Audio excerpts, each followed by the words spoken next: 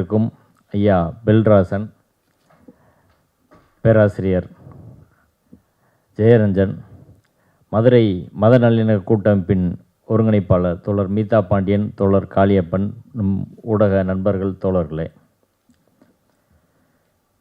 இப்போ உத்தரப்பிரதேசத்தில் அயோத்தியில் நடந்ததற்கும் கர்நாடக மாநிலம் சிக்மங்களூர் மாவட்டம் பாபா புதன்கிரியில் நடந்து வரும் செயல்களுக்கும் தமிழ்நாட்டில் மதுரை திருப்பரங்குன்றத்தில் நடந்து வரும் இந்த சூழ்ச்சிகளுக்கும் நேரடி தொடர்பு இருக்கிறது. என்ன நேரடி தொடர்பு?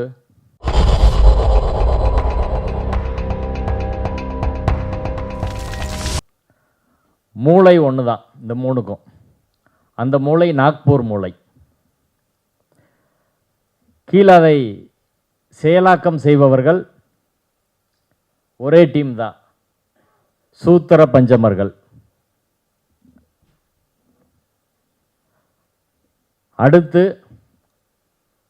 அடுத்த ஒற்றுமை, இந்த மூன்றிலும் உள்ளிருந்து சங் பரிவார் கூட்டத்தின் திட்டத்திற்கு ஆதரவு அளிப்பவர்கள் இந்திய அரசியல் சட்டத்தில் ஒரு பிரிவாக இருக்கக்கூடிய எக்ஸிக்யூட்டிவ் என்று சொல்லக்கூடிய நிர்வாகத்துறை, போலீஸ், உளவுத்துறை, ரெவென்யூ, தொல்லியல் துறை, இப்படி பல்வேறு துறையைச் சேர்ந்தவர்கள் அவர்களுக்கு 3 பிரச்சனையிலும் உதவுகிறார்கள். அதே போல் ஆளும் கட்சிகள், உத்தரப்பிரதேசத்தில் காங்கிரஸ் கட்சி, கர்நாடகாவில் காங்கிரஸ், ஜனதாதள், அடுத்து பிஜேபியே வந்துட்டாங்க. 2 அரசியல் கட்சிகளும் அங்கே உதவினார்கள், 3 அரசியல் கட்சிகளும். அடுத்து நீதித்துறை.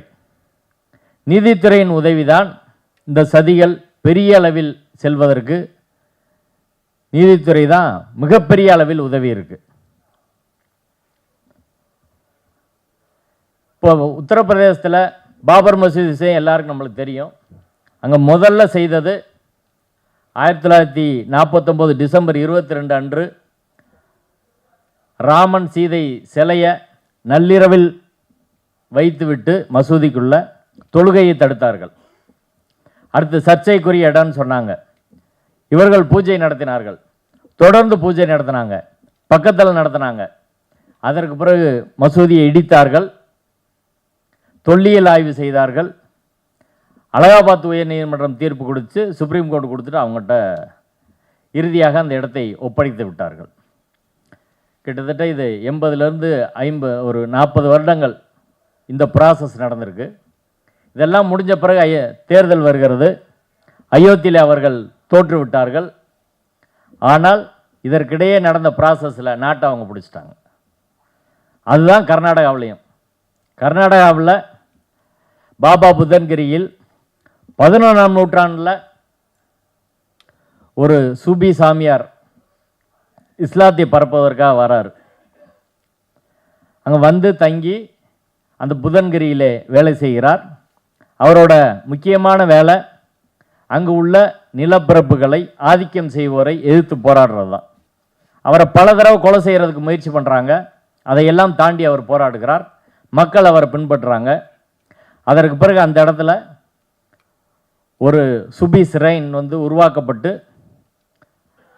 அங்கே வழிபாடு செய்கிறாங்க. அந்த மக்களுக்காக அவர் போராடியவர் என்ற முறையில். மதன்றதெல்லாம் ரெண்டாவது. இன்னொரு முக்கியமானது என்னென்னா, பட்டியல் சமூக மக்களும் மற்றவர்களும் சூத்திர மக்களும் கோயிலுக்குள் அனுமதிக்கப்படவில்லை. ஆனால் அந்த தர்காவுக்குள்ள இஸ்லாமியர்களும் பட்டியல் சமூகத்தை சேர்ந்தவர்கள் சூத்திரர்கள் எல்லாரும் அனுமதிக்கப்படுகிறார்கள். அதனால எல்லா மக்களும் போகிறாங்க. பெரும்பாலும் உழைக்கும் மக்கள் போகிறாங்க, ஒடுக்கப்பட்ட மக்கள் போகிறாங்க. அதற்கு பிறகு 17ஆம் நூற்றாண்டில் பாபா பூதன் என்பவர் வெளிநாட்டிலேருந்து வராரு. அவர் வரும்போது ஒரு முக்கியமான வேலையை பண்ணுறாரு. காஃபி செடியை அவரை தான் கொண்டு வர்றார் இந்தியாவுக்கு. கொண்டு வந்து சிக்மங்களூர் தான் காஃபி அவர் உருவாக்குறாரு. நம்ம குடிக்கிற அந்த காஃபிக்கு இந்தியாவில் தொடங்கினவர் அவர் தான். அதான் கர்நாடகா காஃபிக்கு ஃபேமஸாக இருக்குது. அவர் மக்களிடையே பணியாற்றுகிறார். அவர் இறந்து அங்கே ஒரு தர்கா உருவாகிறது, அங்கே புதைக்கிறாங்க. அந்த தர்காவை மக்கள், ரெண்டு தரப்பு மக்களும், தர்கா வழிபாடு நம்மளுக்கு தெரியும், இந்துக்களும் இஸ்லாமியர்களும் எல்லா மக்களும் போவாங்க, அப்படி போயிட்டு இருக்கிறாங்க. அந்த பிரச்சனையை இதே போல் அவர்கள் கையில் எடுக்கிறார்கள். இதற்கு முன்பாக இங்கு வேற ஒரு இந்து சாமியார் கோயில் இருந்துச்சு என்று சொல்லி உயர்நீதிமன்ற வழக்கு, உச்சநீதிமன்ற வழக்கு, நீதிமன்றம் ஒரு கமிட்டி, அந்த கமிட்டியில் பழைய வழிபாடு தொடரணும், அப்புறம் புது வழிபாடு, 1991 வழிபாட்டு தலங்கள் சட்டத்தை மீறியது, இப்படி வரிசையாக ஒவ்வொரு ஸ்டேஜாக தள்ளி கொண்டு போய் இன்னைக்கு என்ன நிலைமைன்னா, அங்கே சுபி அந்த தர்கா வழிபாட்டு முறையிலும் பூஜைகள், அதே போல் ஆகம வழிபாட்டு முறையிலும் பூஜைகள், இந்த ரெண்டு வழிபாட்டு முறையும் அங்கே நடந்துக்கிட்டு இருக்கு இன்னைக்கு தேதியில். அடுத்து மொத்தமாக அதை இந்து ஒரு மத நிறுவனமாக மாற்றுவதற்கான வேலையை அவர் செய்து கொண்டு இருக்கிறார்கள். இதுக்கடையில் பிஜேபி அங்கே ஆட்சிக்கே வந்துடுச்சு. இப்போ மூன்றாவதாக தமிழ்நாடு, திருப்பரங்குன்றம், மதுரை. இதில் இங்கே ஒரு சங் பரிவார அரசியலை எதிர்க்கக்கூடிய ஒரு அரசியல் தலைமை இருந்தாலும் கூட கடந்த 10 ஆண்டுகளாக அதிமுக ஆட்சி, இந்த திமுக ஆட்சிக்கு முன்னாடி 2011லேருந்து 21 வரை அதிமுக ஆட்சி இருந்தது. அவர்கள் பாஜகவுக்கு மிக நெருக்கமாக இருந்தார்கள். அந்த சூழலில் ஏராளமான அரசு அதிகாரிகள், அதில் அரசு நிர்வாகத்தில் சங் பரிவார அமைப்புகள் பெரிய அளவில் ஊடுருவி இருந்தாங்க. நீதித்துறையாக இருக்கட்டும், எல்லா நிர்வாகத்துறையாக இருக்கட்டும், எல்லாத்துலேயும் ஊடுருவி இருந்தாங்க. அவர்கள் அதற்கு பிறகு இப்போ தொடர்ந்து வேலை செய்கிறாங்க. இன்னும் எலெக்ஷன் நெருங்க அவர்கள் வேலை என்பது நம்மளுக்கு தெரியும். எவ்வளவு நுட்பமாக அவர்கள் வேலை செய்து உள்ளிருந்தே இந்த அரசை கவிழ்ப்பதற்கான என்ன வேலையும் செய்வார்கள் என்பது தெரியும். இப்போ திருப்பரங்குன்றத்தில் என்ன நடந்துச்சு, நான் அதை பேசினா கிட்டத்தட்ட இந்த மொத்த பிரச்சனையும் தொகுத்து பேசினா 3-4 மணி நேரம் பேச வேண்டியிருக்கும். சுருக்கமாக நேரம் கருதி அடுத்து சிறப்பு பேச்சாளர் பேசுவதற்கு வழிவிட்டு சுருக்கமாக என்ன நடந்துச்சு சொல்கிறேன். ஆனால் ஒரு பார்வை தேவை என்ற அடிப்படையில் அவரும் தமிழ்நாடு முழுக்க போய் பேசக்கூடியவர். என்ன நடந்துச்சு திருப்பரங்குன்றத்தில்? டிசம்பர் 3ஆம் தேதி மேலூர்லேருந்து ஒரு குடும்பம் வராங்க. இந்த சிக்கந்தர் தர்காவை பொறுத்து, அந்த இடத்த பொறுத்து கீழே முருகன் கோயில் இருக்குது, மேலே ஒரு பகுதியில் அங்கே காசி விஸ்வநாதர் கோயில் இருக்குது, இன்னொரு பகுதியில் பள்ளிவாசல், தர்கா, அந்த நெல்லித்தோப்பு என்ற பகுதி, அதற்கு மேலே கொடிமரம், அதற்கு பதில் இன்னொரு மலை. இதெல்லாம் தனித்தனி பகுதிகளாக இருக்கிறது. இன்னொரு பகுதியில் சமணர் சிற்பங்கள் இருக்குது. இப்படி பல்வேறு வழிபாட்டு முறை கிட்டத்தட்ட 2000 வருடங்களாக எந்த பிரச்சனை இல்லாமல் அங்கே போயிட்டுருக்கு. இன்றைக்கி வரையும் உள்ளூரில் பிரச்சனை கிடையாது. இந்த மாநாட்டிலும் உள்ளூர் மக்கள் யாரும் பங்கேற்கல, மதுரை மக்களே பங்கேற்கல. நீங்கள் டிவியில் எல்லாத்தையும் பார்த்தீங்கன்னாலும் அதில் வேன், கார் தான் இருக்குமே ஒழிய பஸ் இருக்கும், 2 வீலரே இருக்காது. மதுரைக்காரங்க யாரும் போகல. மதுரை மக்கள் அது புறக்கணித்து விட்டார்கள். எங்கள் சக்திக்கு உட்பட்டு நாங்கள் செய்த பிரச்சாரம் அது பெரிய அளவில் மக்கள்கிட்ட, மதுரை மக்கள்கிட்ட போயிடுச்சு. அதனால் மதுரை மக்கள் பங்கேற்கலை. ஃபஸ்ட்டு அந்த பிரச்சனை டிசம்பர் 3ஆம் தேதி மேலூர்லேருந்து ஒரு குடும்பம் போகிறாங்க, இந்து குடும்பம். அவர்கள் தர்காவுக்கு போகிற போது அங்கே திருப்பரங்குன்ற இன்ஸ்பெக்டர் மதுரை வீரன் ஒருத்தர் இருக்கார். அவர் அவங்கள தடுத்து நிறுத்தி பிடிச்சி ஆட்டை கொண்டு ஸ்டேஷனில் கட்டி போட்டுறாங்க. அவங்கள மிரட்டி எழுதி வாங்கிட்டு அனுப்பி விட்டுறாரு. அதற்கு முன்பாக கொரோனா காலத்திற்கு பின்பே காவல்துறை என்ன சொல்கிறாங்கன்னா, நீங்கள் இரவில் அங்கே யாரும் தங்கக்கூடாது, தொழுகை நடத்தக்கூடாது. அதற்கு முன்பாக, கொரோனாவுக்கு முன்பாக 5 வேளையும் தொழுகை நடந்த இடம் அது. அங்கே நைட்டே அங்கே தனியாக ஒரு அசரத்து இருப்பார், 5 வேளையும் தொழுகை நடக்கும். அங்கே தங்குறவங்க போகிறவங்க எல்லாரும் தொழுகை பண்ணுவாங்க. அதிகாலையில் நடக்கும், இரவில் நடக்கும். கொரோனா காரணம் காட்டி இரவில் யாரும் அங்கே தங்கக்கூடாதுன்னு சொல்லி தொழுகையை நிறுத்தினாங்க. அதற்கு பிறகு பேரிகேடு போட்டாங்க. இந்த பள்ளிவாசல் போகிறவங்ககிட்ட மட்டும் நீங்கள் யார் எங்கேருந்து வர அட்ரஸை கொடு, அப்புறம் ஆதார் கார்டை கொடு அப்படின்னு நெருக்கடி பண்ணி அங்கே போகிறத குறைக்கிறதுக்கான வேலையை பார்த்தாங்க. அதன் பின்பாக இந்த கந்தூரி என்று சொல்லக்கூடிய ஆடு கோழி படியிடுவதற்கு இந்துக்களும் இஸ்லாமியர்கள் எல்லாரும் போகிறாங்க. அது கிட்டத்தட்ட 200-300 வருஷமாக அந்த மரபு என்பது இருக்கிறது. போகிறவங்களை தடுத்து நிறுத்துகிறாங்க. டிசம்பர் 3 நிறுத்துகிற போது அவங்க சொல்லாமல் போயிடுறாங்க. எல்லாம் பள்ளிவாசல் மற்றவங்களுக்கெல்லாம் தெரியுது, மற்ற கட்சிக்காரங்கள் எல்லாருக்கும் தெரிஞ்ச உடனே டிசம்பர் 4ஆம் தேதி மதுரை போலீஸ் கமிஷனர் லோகநாதனை பார்த்து சொல்கிறாங்க, இப்படி தடுக்கிறாங்க அப்படின்னு. சரி நான் பார்த்துக்கிறேன்னு சொல்கிறார். அடுத்து டிசம்பர் 25ஆம் தேதி ராஜபாளையத்துலேருந்து ஒரு குடும்பம் வராங்க. இஸ்லாமியர்கள். அவர்களையும் காவல்துறை தடுத்து நிறுத்துறாங்க. இப்போ ஜமாத்தில் வந்து கம்ப்ளைண்ட் பண்ணுறாங்க. எல்லா கட்சிகளையும் சேர்த்துக்கிட்டு இவங்க போய் போராட்டம் பண்ணுறாங்க. போராட்டம் செய்கிற போது ஆடு கோழி வெட்டக்கூடாதுன்னு சொன்னது யார், உங்களை தடுக்க சொன்னது யார் அப்படின்னு கேட்டால் மேலேருந்து சொன்னாங்க அப்படின்னு போலீஸ் சொல்லுது. மேலேன்னா யார்? கலெக்டரா, ஆர்டிஓவா? இல்லை ஆர்டிஓ தான் சொல்லியிருப்பார் போல தெரியுது அப்படின்றாங்க. அங்கே இருந்துக்கிட்டே ஓப்பன் மைக்கில் ஆர்டிஓவுக்கு ஃபோன் பண்ணுறாங்க. ஆர்டிஓ பேர் கண்ணன், திருமங்கலம் ஆர்டிஓ. அவர்கிட்ட கேட்குறாங்க, என்ன சார் நீங்கள் தான் வெட்டக்கூடாதுன்னு சொல்லி ஆர்டர் போட்டிருக்கீங்களா அப்படின்னு. நான் ஒன்றும் அப்படி போடலை அப்படின்றார். இப்படி போகுது. இதுக்கிடையில் இஸ்லாமியர்களை கண்காணிக்கக்கூடிய எஸ்ஐடி என்ற ஒரு ஸ்பெஷல் இன்வெஸ்டிகேஷன் யூனிட் இருக்குது. அவர்கள் அதுக்கு ஒரு ஏசி இருக்கார் சண்முகன், அவர் ஸ்பாட்டுக்கு வராரு. இப்படி அன்னைக்கு அப்படியே பேசி பிரச்சனையாகி சரி நாங்கள் பார்க்குறோன்னு சொல்லிட்டாங்க. அதுக்கப்புறம் ஒன்றும் அன்றைக்கி நடக்கலை. வந்தவங்கள திரும்பி போயிட்டாங்க. அடுத்த நாள் அனைத்து கட்சி கூட்டம் போட்டு கலெக்டர்கிட்ட எல்லார்ட்டையும் சொல்லுவோன்னு சொல்லி கலெக்டரை போய் பார்க்குறாங்க. கலெக்டர்கிட்ட மனு கொடுக்குறாங்க. அதுக்கு பிறகு 31ஆம் தேதி ஒரு பீஸ் மீட்டிங் நடக்குது. அந்த பீஸ் மீட்டிங்கில் அந்த ப்ரொசீடிங்ஸ் என்கிட்ட இருக்குது. அது கண்ணன்ற வருவாய் கோட்டாட்சியர் அவர் தான் நடத்துகிறாரு. அதில் பள்ளிவாசலை சேர்ந்தவர்கள் ஏசி, போலீஸ் ஏசி, சிறப்பு நுண்ணறிவு பிரிவு உதவி காவல் ஆணையர், ஹெச்ஆர்என்சியோட ஏசி, துணை ஆணையர், செயல் அலுவலர், சுப்பிரமணிய சுவாமி திருக்கோயில் திருப்பரங்குன்றம், காவல் ஆய்வாளர், விஓ, ஆர்ஐ. அதில் ஒரு முடிவை வந்து எழுதுகிறாங்க. மேற்படி மலை மீது உயிர் பலி கொடுக்கும் நடைமுறை தொடர்பாக இந்து சமய அறநிலைத்துறையினரால் ஆட்சேபனை தெரிவிக்கப்பட்டது. மேலும் இது தொடர்பாக போதிய ஆதார ஆவணங்களை தர்கா உறுப்பினர் மற்றும் இந்து சமய அறநிலைத்துறை ஆகியோர் சமர்ப்பிக்கவில்லை என்பதால் இந்நேர்வு தொடர்பாக உரிய நீதிமன்றத்தின் மூலமாக பரிகாரம் தேடிக்கொள்ள வேண்டும். இது ப்ரொசீடிங்ஸு. இது அடிப்படையில் ஒரு பொய். என்ன நடக்குது கூட்டத்தில்னா, இதில் ஆர்எஸ்எஸ்காரன், பிஜேபிக்காரெல்லாம் வரல. தர்காவை சேர்ந்தவர்கள், ஹெச்ஆர்என்சி, போலீஸு, ரெவென்யூ, இவங்க மட்டும்தான் இருக்கிறாங்க. இப்போ என்ன சொல்கிறாங்கன்னா, இந்து சமய அறநிலைத்துறை ஏசி இவங்க ஆடு கோழி வெட்டக்கூடாது மலையில் அப்படின்னு சொல்கிறார்.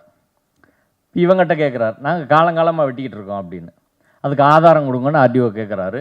இவங்க தரப்புலேருந்து ஃபோட்டோ, அங்கே வந்து ஆடுகளை வெட்டுறதுக்கான இடம், உணவு கூடம் எல்லாத்தையும் கொடுக்குறாங்க.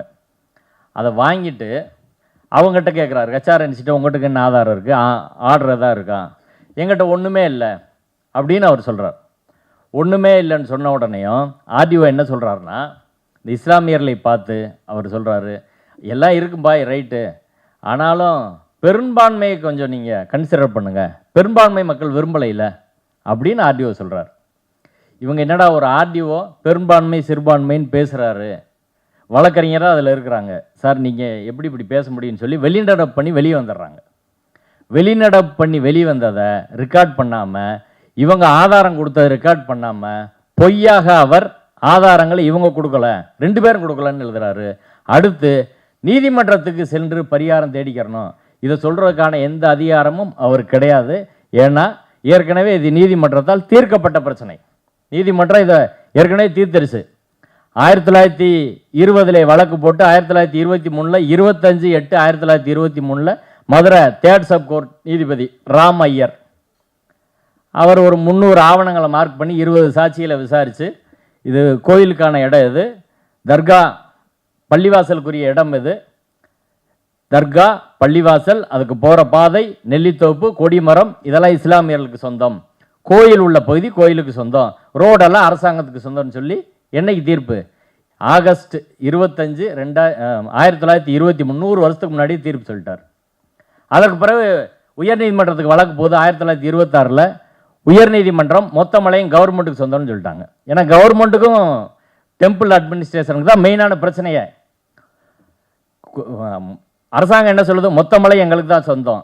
கோயில் என்ன சொல்கிறாங்க, மொத்த மலை எங்களுக்கு சொந்தம். இஸ்லாமியர்கள் தரப்பில் என்ன சொல்கிறாங்கன்னா, இஸ்லாமியர்கள் கூட இல்லை, இந்து இஸ்லாமியன்ற பிரச்சனை இல்லை, கோயில் அட்மினிஸ்ட்ரேஷன், டெம்பிள் அட்மினிஸ்ட்ரேஷன், தர்கா அட்மினிஸ்ட்ரேஷன், கவர்மெண்ட் 3 பேர் தான் பார்ட்டி, எங்கள் பகுதி எங்களுக்கு சொந்தம் அப்படின்னு அவங்க சொல்கிறாங்க. அரசாங்கம் குவாரி பண்ணுறதெல்லாம் ஒரு பிரச்சனை உருவாகி இறுதியாக நீதிமன்றத்தில் தீர்க்கப்பட்டு உயர்நீதிமன்றம் மொத்த மலை அரசாங்கத்துக்கு சொந்தம்னு சொல்லிடுச்சு. இவங்க நீங்கள் இருக்க ஏரியா தவிர மீதெல்லாம் அரசாங்கத்துக்கு சொந்தம்னு. அதற்கு பிறகு இந்த வழக்கு பிரிவு கவுன்சிலுக்கு போகிறது. 12/5/1931 பிரிவு கவுன்சில், அன்றைய உச்சநீதிமன்றமான லண்டன் பிரிவு கவுன்சிலில் 5 நீதிபதிகள் அமர்வு இந்த வழக்கை விசாரித்து ஏற்கனவே நீதிபதி ராம் ஐயர் 1923 கொடுத்த தீர்ப்பை உறுதி செய்கிறார்கள். அதான் இன்னைக்கு வரைய இறுதியான தீர்ப்பு.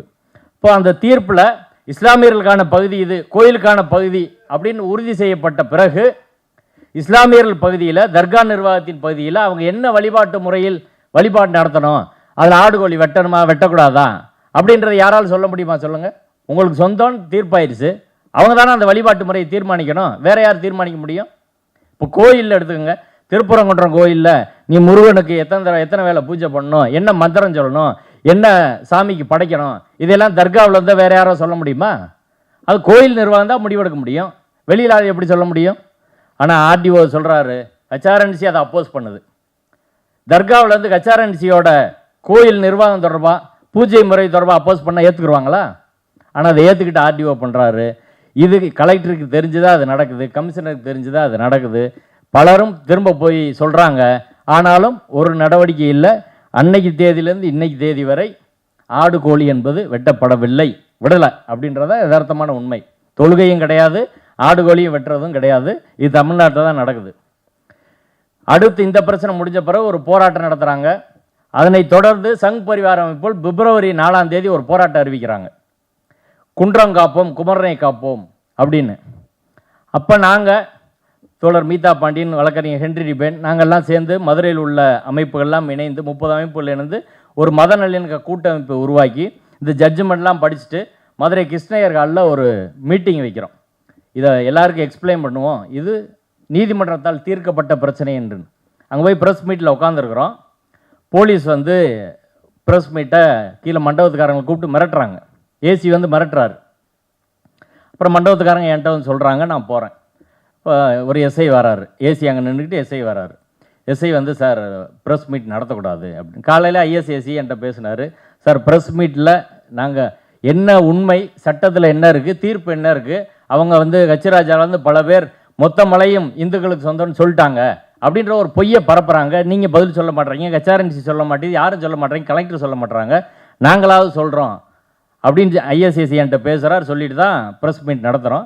வந்து தடுக்கிறாங்க. நான் கூப்பிட்றேன். சரி, நீங்கள் ப்ரெஸ் மீட் நடத்தக்கூடாதுன்னா எழுதி கொடுங்க, ப்ரெஸ் மீட் சட்ட விரோதம், நீங்கள் நிறுத்துங்கன்னு எழுதி கொடுங்க அப்படின்னு சொல்லி லைவாக ஒரு வீடியோ பேசி எல்லோரும் லைவ் போடுங்கன்னு சொல்லி எக்ஸ்போஸ் பண்ணுறோம் போலீஸை. அதுக்கப்புறம் அவங்க பின் வாங்கி போயிட்டாங்க. நாங்கள் ப்ரெஸ் மீட் நடத்த சொல்லிட்டோம். பிப்ரவரி 2ஆம் தேதி ப்ரெஸ் மீட் நடத்துகிறோம். 3ஆம் தேதி 144 போடுறாங்க. நாங்கள் அன்றைக்கி போய் கலெக்டர்கிட்ட ஒரு பெட்டிஷன் கொடுக்குறோம். 4ஆம் தேதி அவங்க பிரச்சனை பண்ணுவாங்க, நடவடிக்கை எடுங்கன்னு. 3ஆம் தேதி 144. 4ஆம் தேதி 144 இருக்கிற போதே திருப்பரங்குன்றம் கோயிலுக்குள்ளே பாஜகவினர் கொடியெல்லாம் வச்சுக்கிட்டு உள்ளே போய் பாரத் மாதா கி ஜெயின் கோஷம் போடுறாங்க, கலவரம் பண்ணுறாங்க. போலீஸ் அவங்கள பிடிச்சிட்டு வந்து ரிமாண்ட் பண்ணலை, அப்படியே ஒரு மண்டபத்தில் வச்சுட்டாங்க. அன்னைக்கு காலையில் நீதிமன்றத்திலே வழக்கு வருகிறது, ஆர்ப்பாட்ட அனுமதி தொடர்பான வழக்கு. அது நீதிபதி தனபால் என்ற ஒரு நீதிபதி, 18ஆம் நம்பர் கோர்ட்டில் அந்த வழக்கு இருக்குது.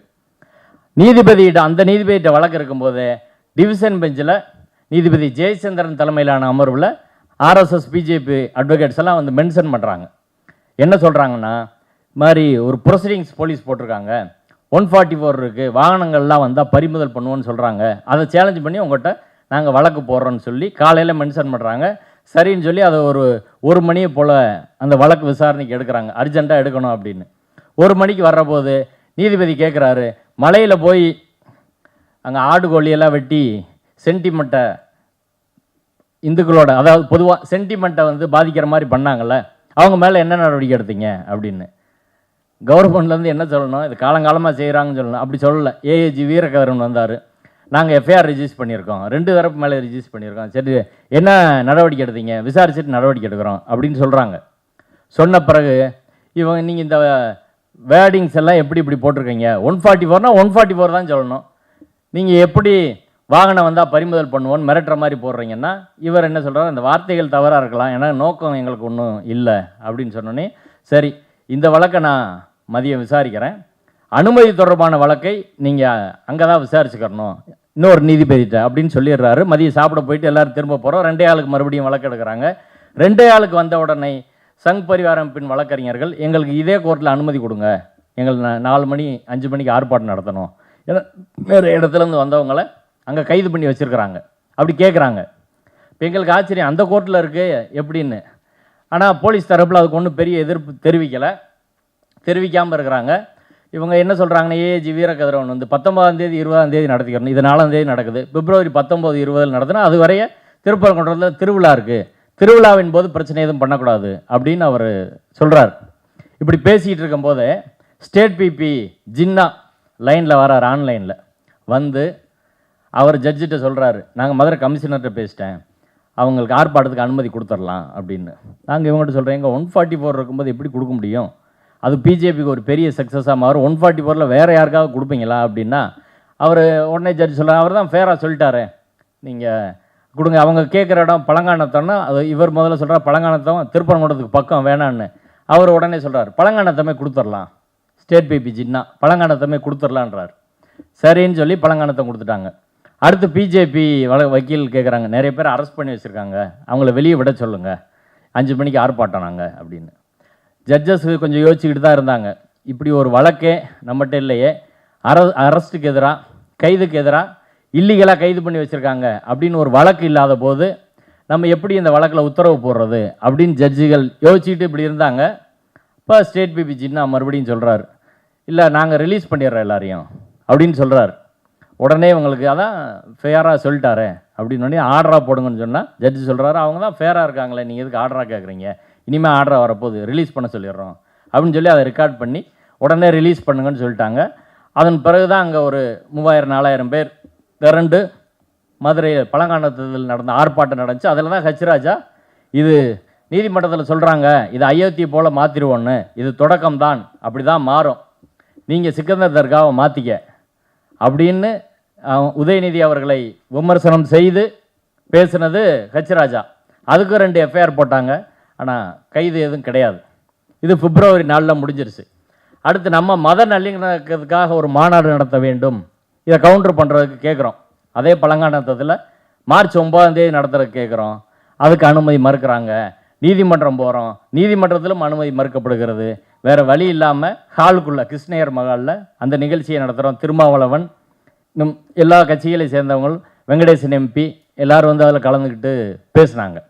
இது ஒரு ரவுண்டாக அப்படி முடிஞ்சிருச்சு. அடுத்த ரவுண்டு 2வது ரவுண்டாக நடந்தது இந்த முருகன் மாநாடு. முருகன் மாநாட்டை பொறுத்து ஜூன் 22 அவங்க அறிவிச்சிடுறாங்க. ஜூன் 22 அறிவித்து அவங்க வேலையை வந்து மே கடைசியில் தீவிரப்படுத்துகிறாங்க. நம்ம கூட்டமைப்பின் சார்பில் முதல்ல கலெக்டர் ஒரு பெட்டிஷன் கொடுக்குறோம். இதில் இந்த மாநாட்டில் மதத்தை அரசியலில் கலக்கிறார்கள், அப்படி செய்வதற்கான அதிகாரம் இந்தியாவில் யாருக்கும் கிடையாது. இந்திய அரசியல் சட்டம் மதத்தை அரசியலில் கலப்பை தடை செய்கிறது.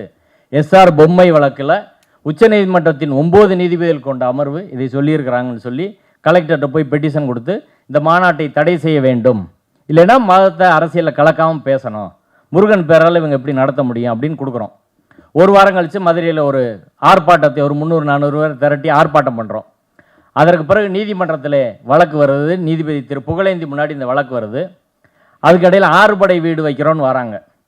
இங்கே அர்ச்சகர் மாணவர் சங்க தலைவர் ரங்கநாதன் இருக்கார், அவர் பேரில் அந்த வழக்கில் நம்ம இடையீட்டு மனு தாக்கல் பண்ணுறோம். ஜூன் 13ஆம் தேதி அதுக்கு முன்னாடி உள்ள திங்கக்கிழமை வழக்கு விசாரணைக்கு வந்து 13ஆம் தேதி நீதிபதி புகழேந்தி அவர்கள் அந்த வழக்கை ஒத்தி போடுறாரு. அதுக்கடையில் இம்ப்ளீட் போட்டு நம்மளும் போயிடுறோம். போகிற போது அந்த 2 ஒன்று வந்து 10ஆம் தேதியிலேருந்து ஜூன் 10லேருந்து 22 வரை 6 படை வீடுகள் வைத்து அங்கே பூஜை செய்வதற்கு அனுமதி வேண்டும். மக்கள் 2 வேளை வருவாங்க, அவங்களுக்கு நாங்கள் பிரசாதமெல்லாம் கொடுப்போம். இது ஒன்று. 2வது ஜூன் 22 மாநாட்டுக்கு அனுமதி வேண்டும். ஜூன் 22 மாநாட்டு அனுமதி போலீஸ் முடிவெடுக்காததுக்கு முன்பே இந்த பூஜை தொடர்பான வழக்கு வருகிற போது பூஜை வழக்கில் இதையும் சேர்த்து முடிவெடுங்க நீதிபதி சொல்கிறாரு. 2க்குமான முடிவாக ஜூன் 13ஆம் தேதி வெள்ளிக்கிழமை அந்த வழக்கு விசாரணைக்கு வருது. நாங்கள் இம்ப்ளீட் போட்டு போகிறோம். ஜூன் 12ஆம் தேதியே காவல்துறை அனுமதி கொடுத்து 3 நாட்கள் இவர்கள் பூஜை செய்து கொள்ளலாம். அதே போல் ஜூன் 22 மாநாட்டை நடத்தி கொள்ளலான்னு சொல்லி ஒரு 52 நிபந்தனைகள் விதித்து கொடுத்துட்றாங்க. இப்போ நாங்கள் வழக்கில் போகிறோம். போய் நாங்கள் என்ன சொல்கிறோம்னா, 6 படை வீடு அப்படின்னா 6 படை வீடுகளில் எல்லாமே ஆகம கோயில், நீங்கள் சொல்கிறபடி 6 படை வீடுகளில் பூஜை செய்யணும்னா ஆகமப்படி தான் செய்யணும். இப்போ திருச்செந்தூர் கோயிலை இங்கே உருவாக்குறாங்க அப்படின்னா முதல்ல திருச்செந்தூர் கோயிலில் பெர்மிஷன் வாங்கணும், பழனி கோயிலில் பெர்மிஷன் வாங்கணும். பெர்மிஷன் வாங்காமல் இவங்க எப்படி வைக்க முடியும்? நாளைக்கு திருப்பதி கோயிலுக்கு ஒரு மாடல் போட்டு இங்கே வசூல் பண்ணால் நீங்கள் ஒத்துக்குருவீங்களா? அந்த கோயில் நிர்வாகம் விடுமா? முதல்ல பெர்மிஷன் வாங்கலை, கார்பரேஷனில் பெர்மிஷன் வாங்கலை. அடுத்து இது ஆகமப்படியா இல்லையான்னா அந்த சாமியை இங்கே வைக்கிறோன்னு இவங்க சொல்கிறாங்கன்னா அந்த சாமிக்கு முன்னாடி மூலவருக்கு முன்னாடி உற்சவரை வைத்து பூஜை செய்து அதை கொண்டு வந்து இங்கே சிலையை வந்து பிரதிஷ்டை செய்து அதற்கான மந்திரங்கள் சொல்லி அப்படி தான் வந்து பூஜை வந்து பண்ணணும். அதில் இவங்க தான் பண்ணணும்லாம் அவங்க சொல்லிக்கிட்டு இருக்காங்க. இப்போ நீதிபதி என்கிட்ட கேட்டார், நீங்கள் என்ன ஆகமத்துக்கு சப்போர்ட்டாக அப்படி வரீங்க, இவ்வளோ காலம் அதுக்கு எதிராக தானே பேசிகிட்டு இருந்தீங்க அப்படின்னு கேட்டார். நான் சொன்னேன், இந்த ஆகமத்தை வச்சு தான் 50 வருஷமாக எங்களை உள்ளே போக விடாமல் வச்சுருக்காங்க கருவறைக்குள்ளே. இப்போ அவங்கள்னு வரும்போது ஆகமன்றதை இப்போ அவங்க ஃபாலோ பண்ணணும்ல. இன்றைக்கி எந்த சிவாச்சாரியார் பட்டாச்சாரியெல்லாம் வாய் திறக்க மாட்டுறாங்க. அர்ச்சகர் அனைத்து சாதியும் அர்ச்சகர் ஆகலாம் அப்படின்னா அதுக்கு மட்டும் எதிர்ப்பு தெரிவிக்கிறாங்க. இன்றைக்கி பிஜேபி செய்கிறதுனால அவங்க ஒன்றும் பேச மாட்டுறாங்க அப்படின்னே சொன்னேன் நான். அடுத்து இதை சொன்ன அவர் நீதிபதி வந்து இல்லை இங்கே வேறு இடத்துல பிள்ளையார் சிலை வைக்கிறாங்க அப்படி இப்படியெல்லாம் சொன்னார். அதெல்லாம் வேறங்க, இது ஆகம கோயில் அப்படின்னு சொல்கிறத அவர் கேட்டு அப்படியே வச்சுக்கிட்டார். அடுத்து நீதிபதிக்கு ஒரு சந்தேகம் இருந்துக்கிட்டே இருந்துச்சு. நீங்கள் எல்லாம் ஃப்ரீடம் ஆஃப் எக்ஸ்பிரஷனுக்கு ஆதரவாக இருக்கக்கூடிய நபர்கள், நீங்கள் ஏன் அதை தடுக்கிறீங்க அப்படின்னு கேட்டார். வழக்கறிஞர் லஜபதி ராயும் ப்ளீடுக்கு வந்தார், அவர்கிட்டையும் கேட்டார். இப்போ நான் சொன்னேன், அதை 4-5 தடவை கேட்டார். நான் சொன்னேன், மத நிகழ்வுக்கும் மத வெறி நிகழ்வுக்கும் வேறுபாடு இருக்குது. நாங்கள் மத நிகழ்வை எதுக்கலை, மத வெறியை தான் எதுக்குறோம். ஒரு உதாரணத்துக்கு மதுரை சித்திரை திருவிழா, ஒரு 10லேருந்து 15 லட்சம் பேர் வராங்க. அழகர் ஆற்றுல இறங்குற இடத்துல வலது பக்கமும் இடது பக்கம் 2 பக்கமுமே இஸ்லாமியர்கள் தான் இருக்கிறாங்க. கோரிப்பாளையம், நெல்பேட்டை. இந்த ஒரு இத்தனை நூற்றாண்டுகளாக அது நடக்குது சித்திரை திருவிழா, ஒரு பிரச்சனை கூட வந்தது இல்லை. அது மத விழா, நாங்கள் எதிர்த்தது கிடையாது. ஆனால் மதவெறி விழான்றது இந்து முன்னணி ஒரு ஊர்வலம் நடத்துகிறான் விநாயகருக்கு, அது மதவெறி விழா, அதை நாங்கள் எதுக்குறோம். ஒரு 25 பேர் போவான், அதுக்கு 250 போலீஸ் போட்டு ஊரே எப்படி பதட்டமாக இருக்குது. இதான் 2க்குமான வேறுபாடு அப்படின்னு சொல்லி எஸ்ஆர் பொம்மை கேஸு, பிரவீன் தொக்கோடியா கேஸு எல்லாத்தையும் வந்து கொடுத்து மதத்தை அரசியலில் கலக்கக்கூடாது அப்படின்ற விஷயத்தை சொன்னோம். அப்போ அவங்க என்ன சொன்னாங்கன்னா, இந்து முன்னணி தரப்பு வழக்கறிஞர்கள் இது முழுக்க முழுக்க ஆன்மீக நிகழ்வு, இங்கே அரசியலே கிடையாது அப்படின்னு சொன்னாங்க. இப்போ நான் 2 பேப்பரில் வந்து செய்தியை கொடுத்தேன். எல்முருகன் வந்து 2026 தேர்தலில் முருக பக்தர்கள் திமுகவுக்கு முடிவுரை எழுதுவார்கள் அப்படின்னு சொல்லி முருக பக்தர்கள் திமுகவை விரட்டி விரட்டி அடிப்பார்கள் அப்படின்னு அவர் பேசுனது பத்திரிகையில் வந்திருக்கு. இதை நான் ஜட்ஜிட்ட கொடுத்தேன். அரசியல் பேச மாட்டேன்னு சொல்கிறாங்க, இந்த பாருங்க அப்படின்னு. உடனே அவங்க என்ன சொன்னாங்கன்னா, அவர் பிஜேபி, இந்து முன்னணிக்கு பிஜேபிக்கு சம்மந்தம் இல்லை அப்படின்னு சொன்னாங்க.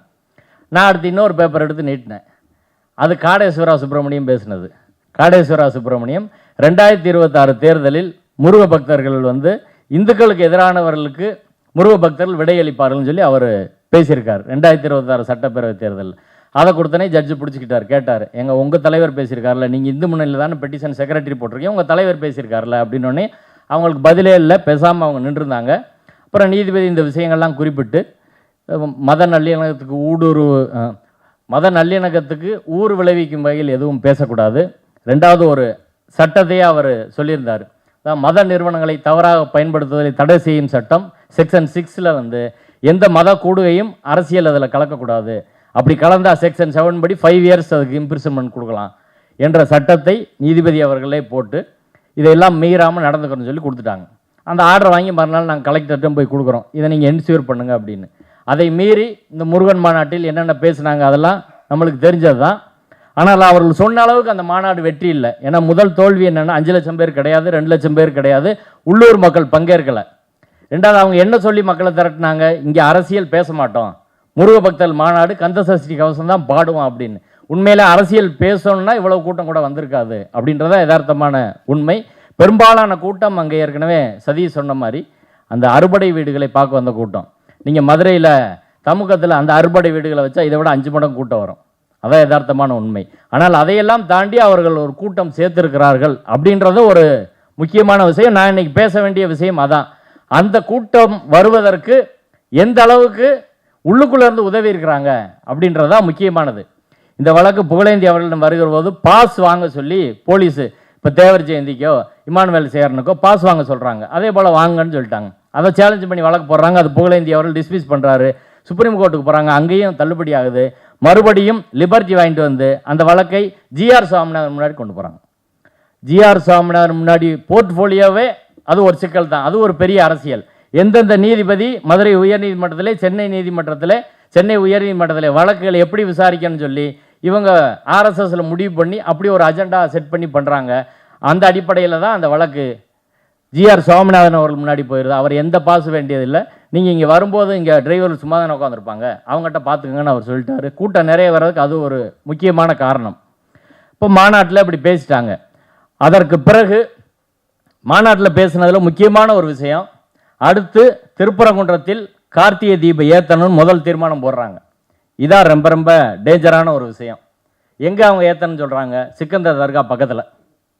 இப்போ அடுத்து கார்த்திகையை ஒட்டி அடுத்த வேலை திட்டம் என்பது இந்த அயோத்தியில் பண்ண மாதிரி இங்கே கர்நாடகாவில் பண்ணதை போல் அது பக்கத்தில் நாங்கள் ஏற்ற போகிறோம் என்று ஒரு பெரிய பதட்டத்தை உருவாக்க நினைக்கிறார்கள். இது ஒரு முதல் விஷயம். ரெண்டாவது விஷயம் வந்து அங்கே நேரடியாக தீர்மானம் போட்டாங்க, 2026 தேர்தலில் இந்துக்களுக்கு எதிரானவர்களுக்கு தான் வாக்களிக்கணும் அப்படின்னு தீர்மானம் போட்டாங்க. மூன்றாவது விஷயம், ஒரு வதந்தி பொய்யை சிக்கந்தர் தர்கா என்ன ஒன்று இப்போ கட்டடத்தை கட்டி விட்டு அதை சிக்கந்தர் தர்கான்னு இவங்க செய்தியை பரப்புகிறாங்க அப்படின்னு ஒன்று போட்டிருக்கிறாங்க.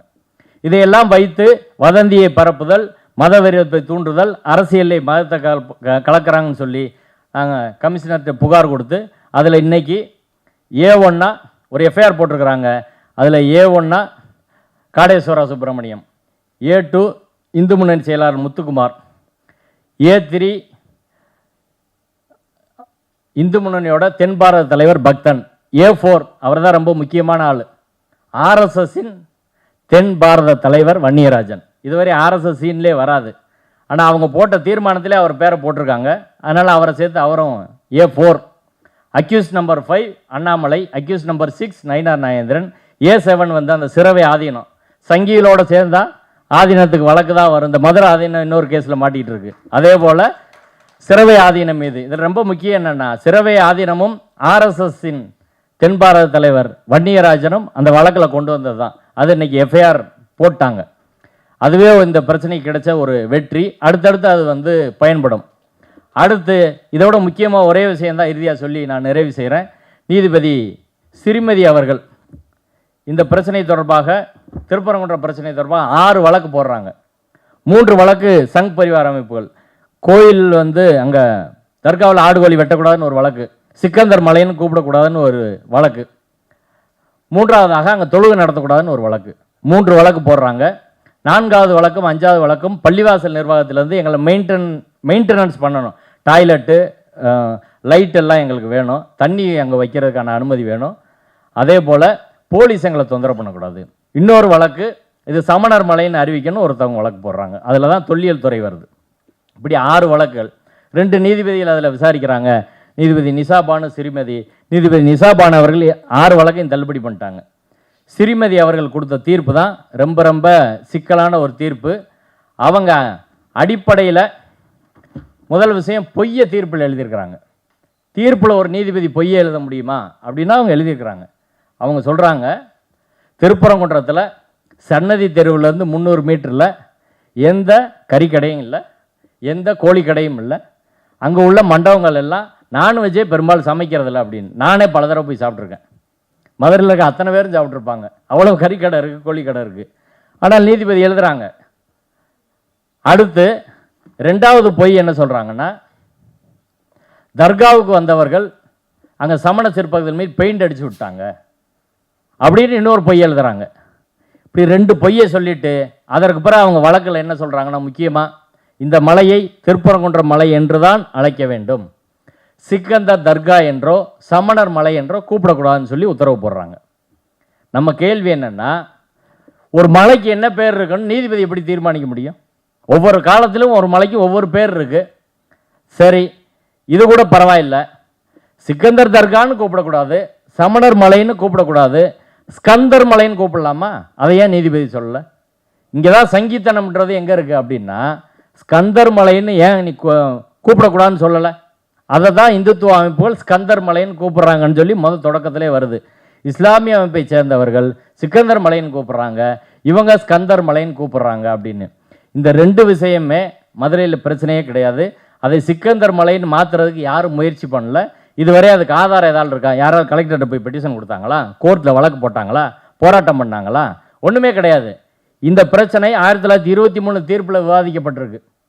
அது சிக்கந்தர் மலை என்பதற்கான ஆவணங்கள் 1815 இனாம் ரிஜிஸ்டர், மானிய register, 1863 Madurai manual, Madurai gazette, நாலுலையுமே சிக்கந்தர் மலைன்ற பேர் இருக்கு. மதுரை மேனுவல், மதுரை கெஜட்டில் ஸ்கந்தர் மலை என்ற பேர் இருக்கு. இந்த ரெண்டு பேரும் இருக்கிறது என்பதை நீதிபதி ராமையர் அவர் தீர்ப்பில் பதிவு பண்ணுறாரு. இதுக்கு முன்பாக அது பரங்குன்றம் சங்க இலக்கியத்தில் சொல்கிறாங்க, திருப்பரங்குன்றம் சொல்கிறாங்க. இப்படி பல்வேறு பேர்களில் ஒரு மலை அழைக்கப்படுவது என்பது வழக்கம். இதில் போய் நீதிமன்றம் தலையிட்டு நீ இந்த பேரில் தான் கூப்பிடணும், சிக்கந்தர் மலைன்னு கூப்பிடக்கூடாது, திருப்பரங்குன்றம் தான் கூப்பிடணும். இப்போ நான் வீட்டில் சிக்கந்தர் மலைன்னு சொல்கிறேன், வேறு சமணர் மலைன்னு சொல்கிறேன், சொன்னால் என்ன செய்வீங்க? நீதிபதி வீட்டில் புகுந்து போலீஸ் வச்சு அரெஸ்ட் பண்ணி ரிமாண்ட் பண்ணிடுவீங்களா? என்ன செய்ய முடியும்னு சொல்லுங்கள். இப்போ நீதிமன்றம் ஒரு கேலி கூத்தா, நீதிமன்ற தீர்ப்புகள் கேலி கூத்தா மாறக்கூடாது. ஆனால் சங் பரிவார் சிந்தனை கொண்டவர்கள் வந்தால் எப்படி வருன்றதுக்கான ஒரு துலக்கமான உதாரணம் தான் நீதிபதி ஸ்ரீமதி அவர்களின் தீர்ப்பு. இது பேர் தரவா. அடுத்து ஆடுகோழி வெட்டக்கூடாது அப்படின்னு சொல்கிறாங்க.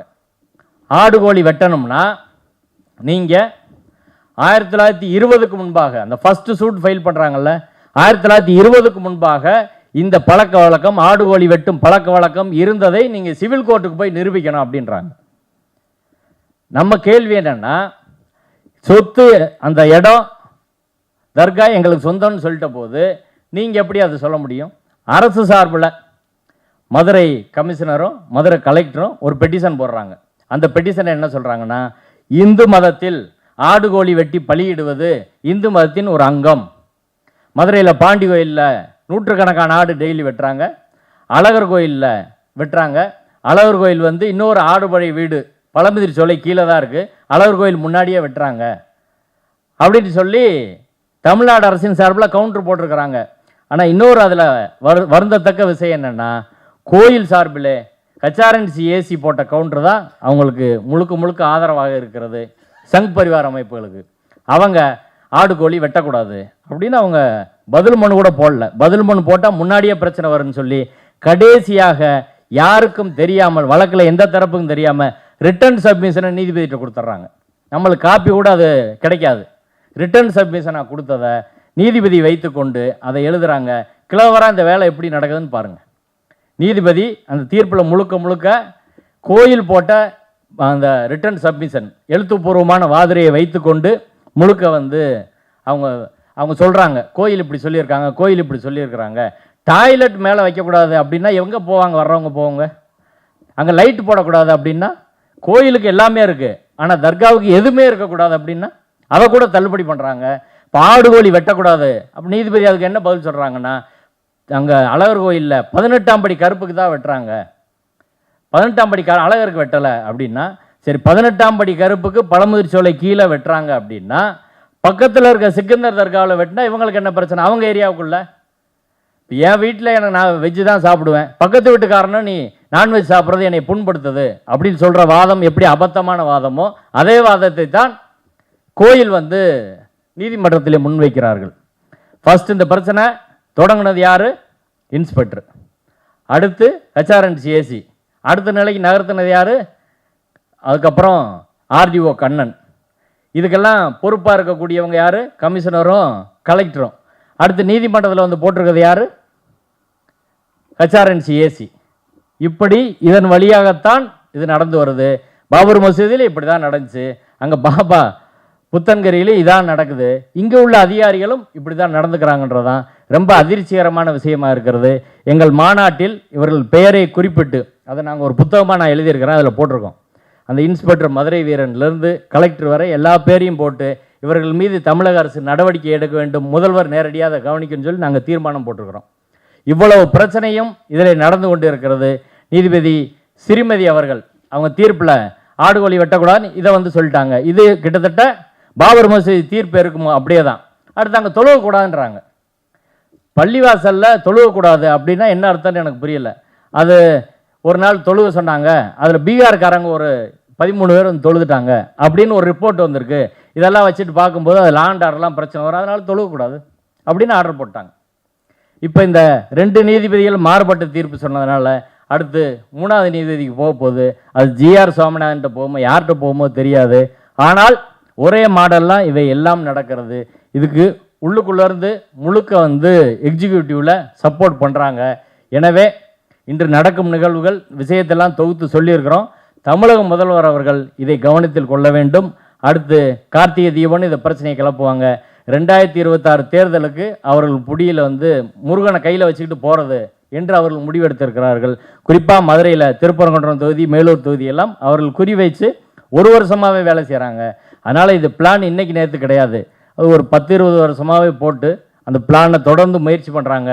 கார்த்திகை தீப யாத்திரைன்னு 25 வருஷமாக போகிறாங்க. ஆனால் லோக்கலில் ஒரு மக்கள் ஆதரவு கூட அங்கே கிடையாது. இப்போ வெளியிலேருந்து கொண்டு வராங்க. அயோத்தியில் கூட பாபர் மசூதி இடித்தவங்க உள்ளூர்காரங்க போய் இடிக்கலை, வெளியிலேருந்து வந்து தான் இடித்தாங்க. இப்படி ஒரு பேரபாயத்தில் தமிழ்நாடு இருக்கிறது.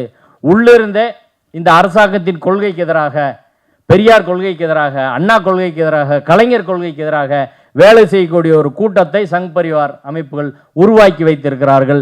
இது வள்ளுவர் சொன்ன மாதிரி நேரடி பகை அப்படின்னா நம்மளுக்கு அது பிரச்சனை இல்லை, நேரடி பகை.